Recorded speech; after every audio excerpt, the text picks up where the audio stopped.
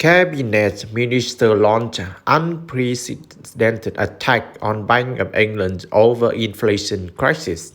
Senior government figures suggest Rishi Sunak should do more to hold Andrew Bailey, the bank governor, to account.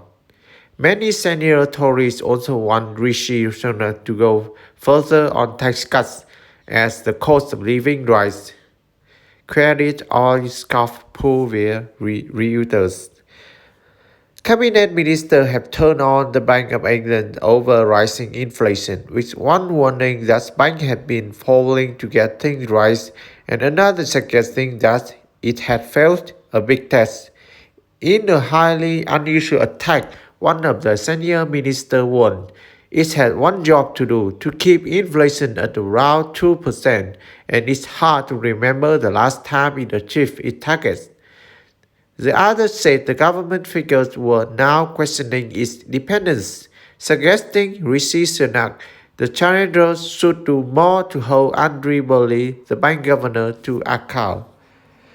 The interventions reflect growing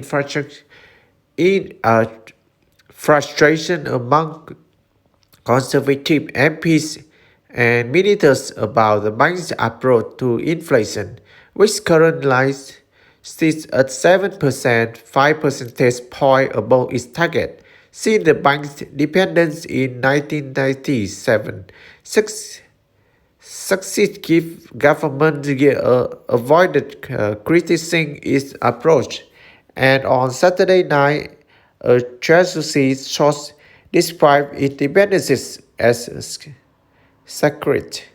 Senior Tories have been expressed anger that last year Mr. Bailey, who is due to give evidence to MPs next week, repeatedly insisted higher in inflation was likely to be temporary, but his were at odds with Andy Holdens, who quit as the bank chief economist last year and had accused the institution a chance to tackle the cost of living crisis by failing to act on inflation fast enough.